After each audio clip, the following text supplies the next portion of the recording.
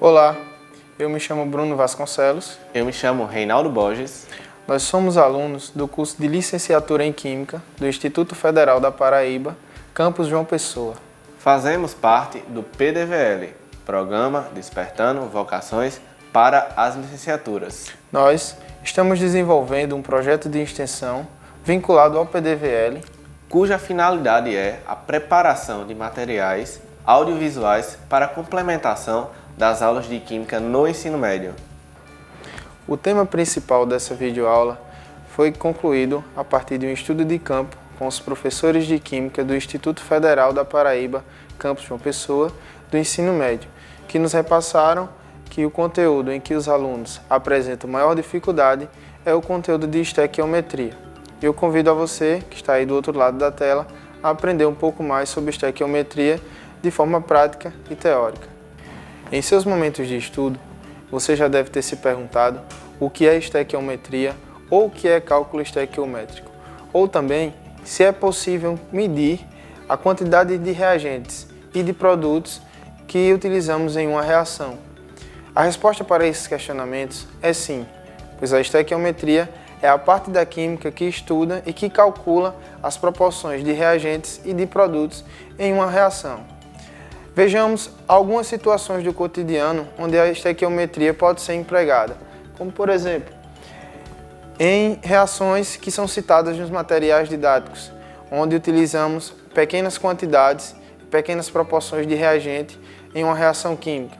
Em situações domésticas, onde temos que produzir um bolo, ou também em indústria, onde as proporções de reagente é bastante maior.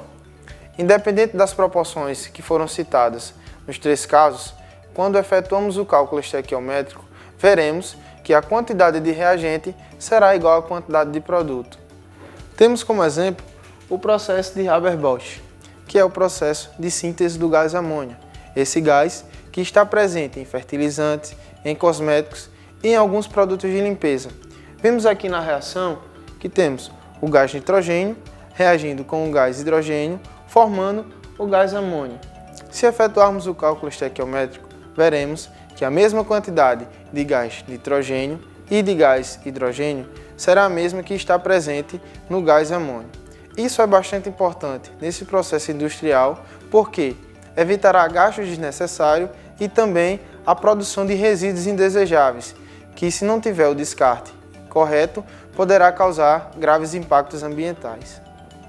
A base da estequiometria se deu no século XVIII. Um dos primeiros cientistas a estudar os fenômenos da estequiometria foi Lavoisier.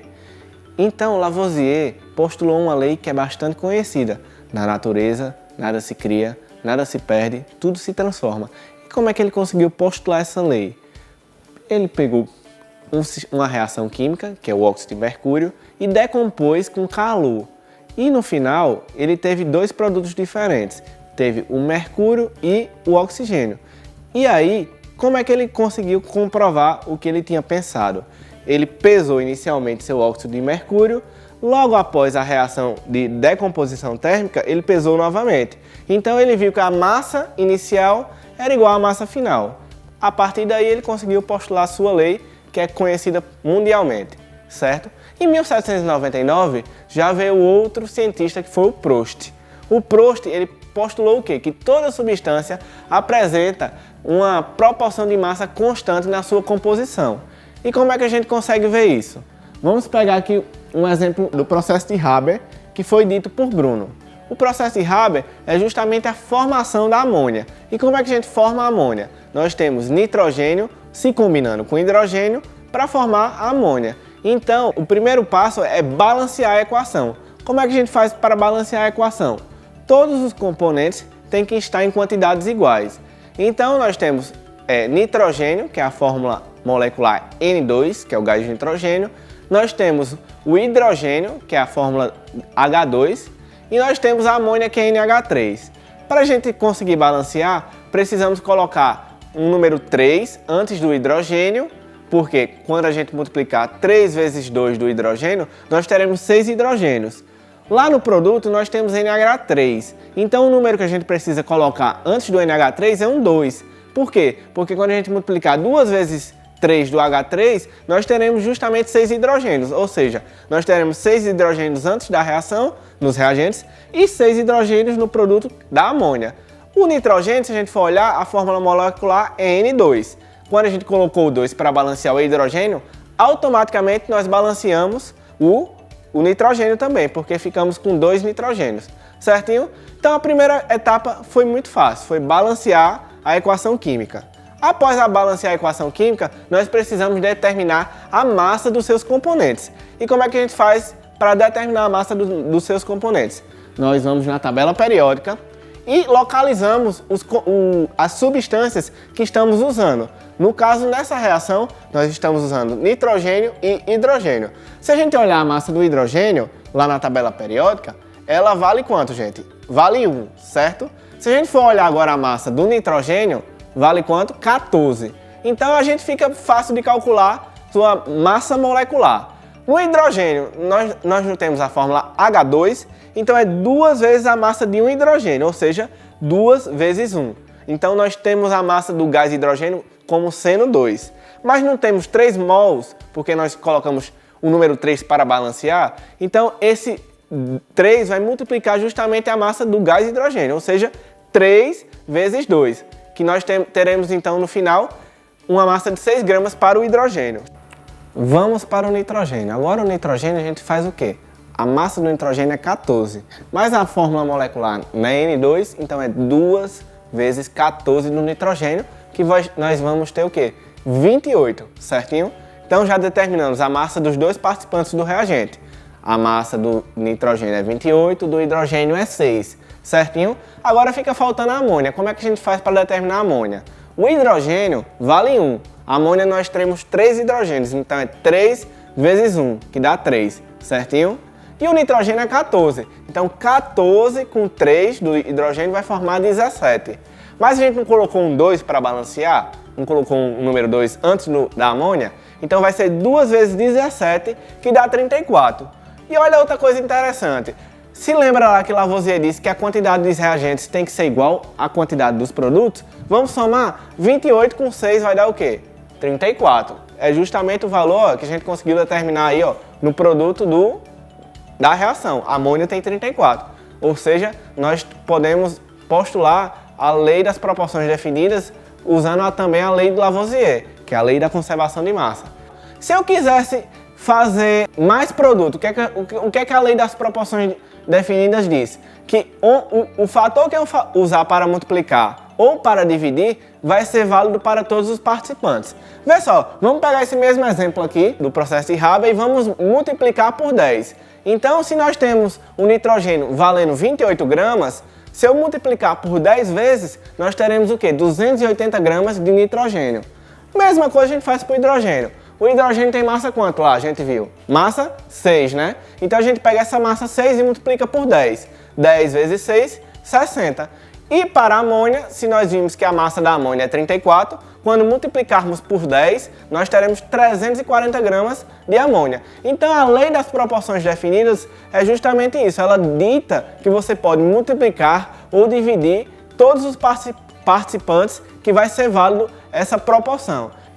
Pronto, então agora vamos fazer um resumo do que a gente já viu.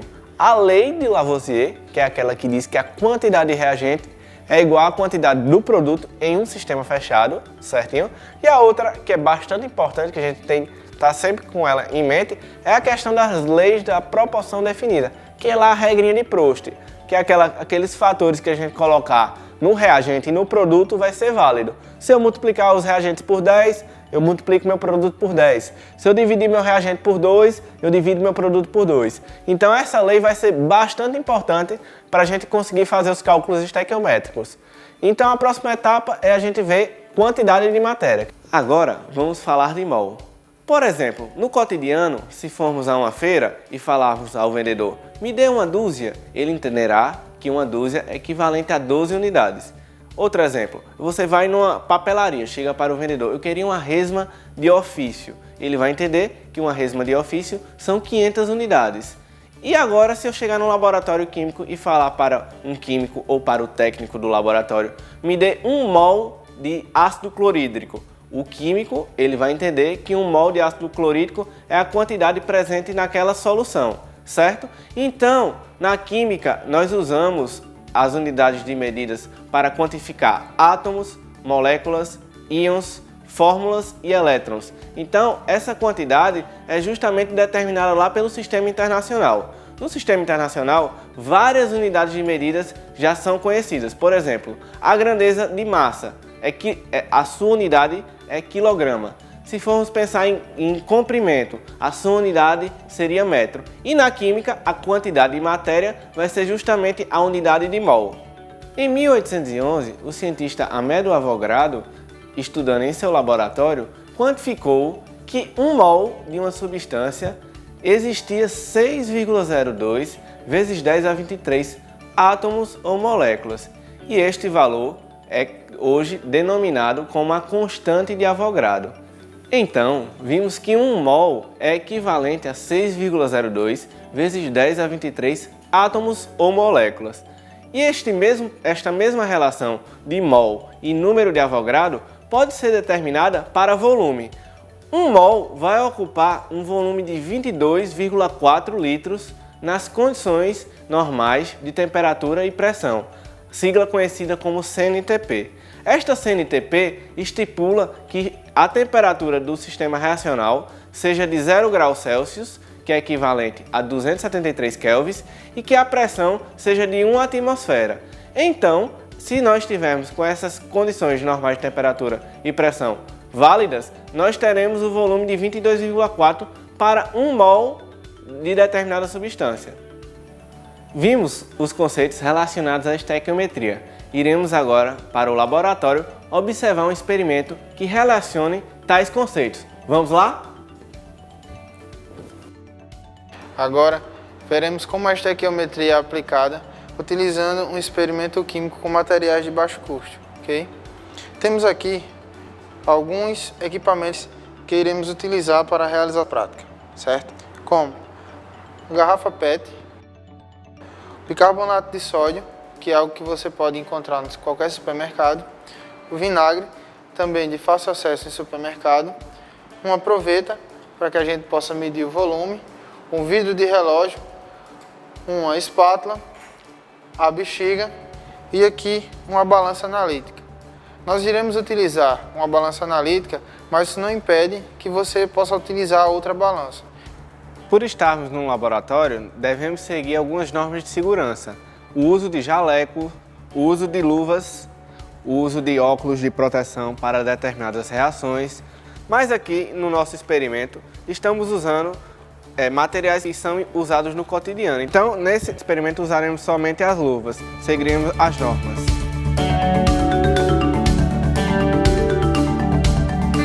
O primeiro passo que a gente vai fazer é pesar uma certa massa de bicarbonato de sódio para que a gente possa utilizar no experimento.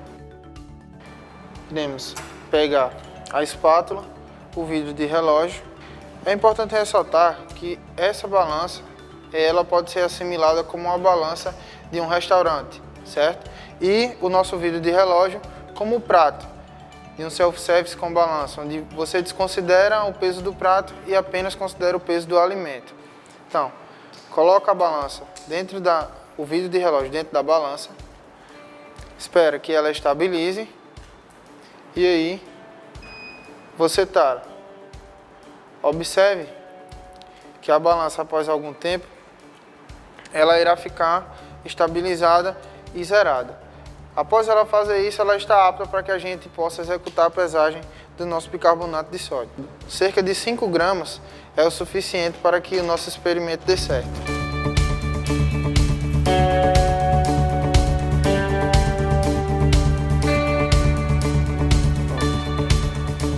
Vimos que a gente tem cerca de 5 gramas de bicarbonato de sódio pesado.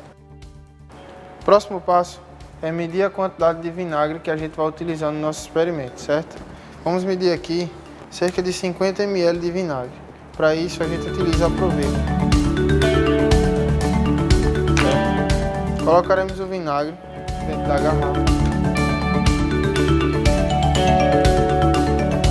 E agora vamos pesar a garrafa com o vinagre e anotar a massa que será observada na balança. Primeiro passo, ligaremos a balança. E note que agora eu não vou tarar a balança, porque eu não quero que a massa do que eu vou estar pesando primeiramente seja desprezada. Vai ser realmente a massa do vinagre juntamente com a garrafa, que é o que eu quero obter. Veja que a balança está estabilizada.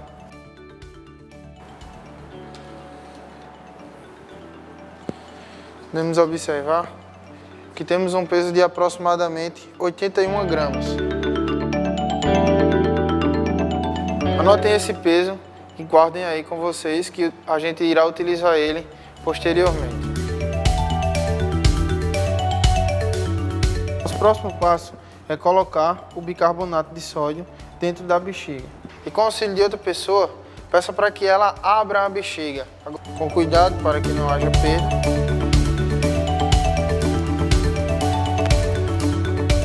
Com o auxílio de outra pessoa, pegue a bexiga, que está com bicarbonato de sódio, e acople ela na boca da garrafa. Coloque a bexiga com o bicarbonato de sódio, tomando cuidado para que ele não entre em contato com o vinagre ainda, certo? Pois iremos pesar a massa de todo esse sistema completo aqui. Coloque na balança e observe qual é a massa inicial. Podemos observar que temos um peso de 87 gramas, relativamente. Feito isso, esse peso vale para a gente fazer um comparativo. A massa do sistema completo com o somatório das massas individuais, que foi do bicarbonato de sódio que foi pesado e da garrafa juntamente com o vinagre. Antes da reação ocorrer, a gente tem uma massa de 87 gramas, um peso de 87 gramas. Agora eu vou pegar a bexiga, certo? E colocar o bicarbonato de sódio dentro. Iremos observar o peso da balança. Nós já denotamos a liberação de gases. Esses gases foram conservados nessa bexiga, né? E logo após o término de toda a reação, de todos os reagentes reagirem entre si, nós observaremos o peso final. Podemos observar durante o experimento e durante a reação o princípio de Lavoisier. Ao efetuar aquele experimento, quando ele realizou seus postulados, a conservação das massas, que o experimento que ele realizou era em um ambiente fechado, onde você não tinha perda de qualquer reagente, certo? Esse é um exemplo que a gente pode remeter ao mesmo experimento de Lavoisier, onde eu não tenho perda de massa, certo? Todo o gás que está sendo liberado dentro da minha garrafa, ele está sendo retido nessa bexiga. E por a bexiga estar acoplada à garrafa, a garrafa ainda considera a massa do gás que está aqui preso. Mas nós sabemos que no experimento nada é 100% confiável, certo? A gente tem a margem de erro. Na natureza não temos reações que rendam 100%. E aí isso já é um dos estudos feitos pela estequiometria. Você vai conseguir determinar o rendimento de uma reação também, através de cálculos teóricos, né? Com o término da reação, podemos observar a formação de gás e que este gás está contido neste balão. Sendo assim, consideramos que estamos realizando uma reação em um sistema fechado, que todo o produto ficou contido nesse sistema. Denotamos o gás carbônico preso nessa bexiga e no fundo denotamos a solução formada. Com a estequiometria podemos determinar quanto de reagente nós gastaremos, quanto de produto eu irei produzir naquela reação, certo? O rendimento desta reação. Podemos também mensurar o volume de um gás, no caso, para este exemplo, a gente poderia determinar esse volume e correlacionar com a quantidade de massa, já que não podemos medir a massa do gás, pelo fato de ser uma massa muito pequena e a balança não ter esta sensibilidade. Então, para este problema, já poderíamos usar a relação de volume com massa. Então, a estequiometria visa isso, você mensurar quanto de reagente você vai gastar, quanto de produto eu quero produzir, qual rendimento minha reação vai ter, se vai ser um rendimento de 50%, 60%, 70%. É claro que nem sempre teremos rendimentos altos para as reações, mas cada experimento vai ter seu rendimento intrínseco. Pois bem, estamos chegando ao fim e esperamos ter contribuído para esclarecer suas dúvidas e também na construção do seu conhecimento. Lembrando que a química é de suma importância, visto que ela está envolvida em várias atividades do cotidiano, na indústria, na farmácia, na medicina E em algumas atividades rotineiras do seu dia a dia. Bons estudos e até mais!